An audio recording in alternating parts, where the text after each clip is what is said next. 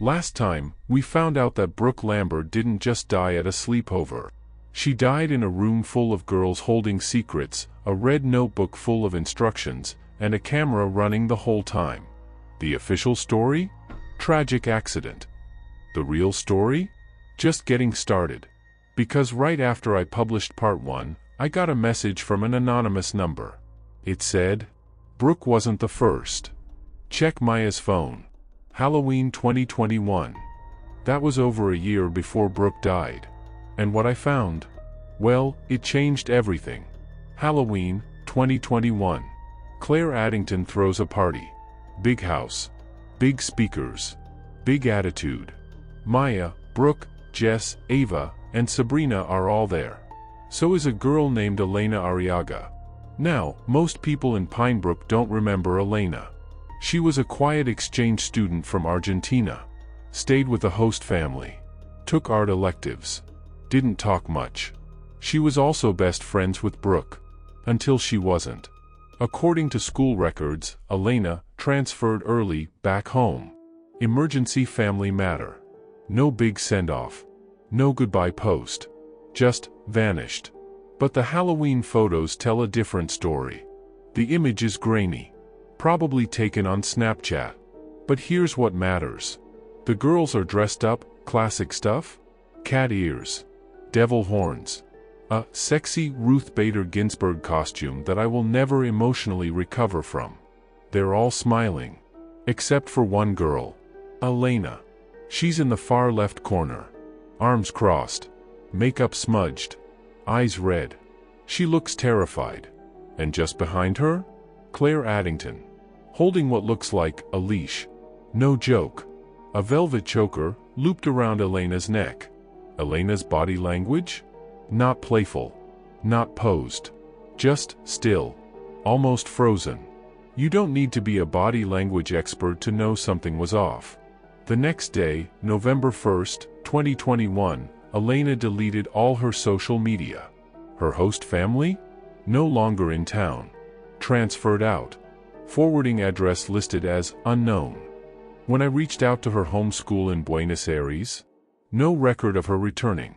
It's like she fell off the planet. But then I found one photo, posted 2 months later, on an old class blog. A blurry image from a classroom art show. And in the background, barely visible, is a wall of student sketches. One of them? A drawing of 6 girls in Halloween costumes, surrounding a 7th girl lying on the ground. The drawing is signed. EA. About a week after I dropped part 1, I got another message. This time, it was a voicemail.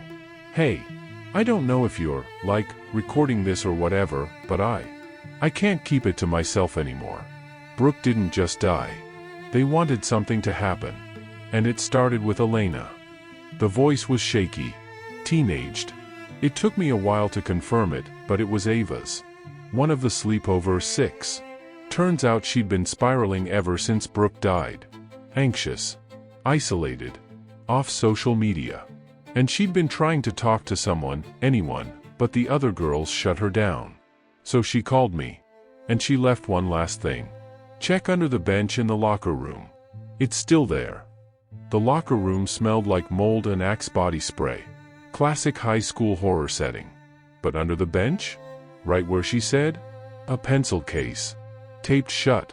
Inside, a USB drive. A folded note. And a tiny velvet collar. The note said, "They made Elena wear this." Said it was a joke. She cried. Jess laughed. Claire filmed it. The USB drive had video files. Low res. No audio. But one showed exactly what Ava described. 6 girls. 1 girl in the center. Tied down with party streamers. A blindfold. Someone chanting, "Send her to the shadows." No context. No clarity. Just darkness. 2 days later, Claire's father held a press conference.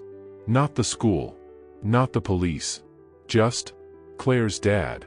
He looked like a man holding back a volcanic rage. "These accusations are slanderous. Teenagers tell stories. That doesn't make them true. My daughter did not murder anyone." Claire, standing behind him, said nothing. Didn't blink. Didn't smile. Just stared straight ahead. Someone asked, "Why haven't the other girls spoken?" The lawyer stepped in. "Because they're minors. And because what's being implied borders on criminal conspiracy." Which, yeah, it kind of was a conspiracy. But no one had said it out loud. Not yet. Mrs. Whitley. High school guidance counselor, 10 years retired. She emailed me after seeing part 1. Subject line, "There's something you should know." Turns out, after Elena left, she filed a report. Said Elena had visible bruises. Said she tried to get the school involved. But the principal shut it down. According to her notes, yes, she kept them. Elena told her, quote, "They said I had to be first. That they needed to see if it worked. If I didn't play along, I'd disappear for real." Mrs. Whitley wrote, "I don't know what game they were playing. But it wasn't a game to Elena." And 2 weeks after that report, Mrs. Whitley was asked to resign. So now we have 2 girls. 1 dead. 1 missing. A group of 5 who never talk. A town that won't listen. And a trail of digital breadcrumbs that lead nowhere, except into the dark. The question isn't, did they plan Brooke's death? The question is, what were they trying to do? And how long have they been doing it? One last thing before we go. I got a package today. No return address. Inside, a shoebox. Wrapped in purple duct tape. Smelled faintly like lavender and mildew. Inside? A doll. Handmade. Blonde hair. Glitter eyes. Red felt stitched around the neck. And a note. It said, "You forgot about Jess. Don't. See you in part 3.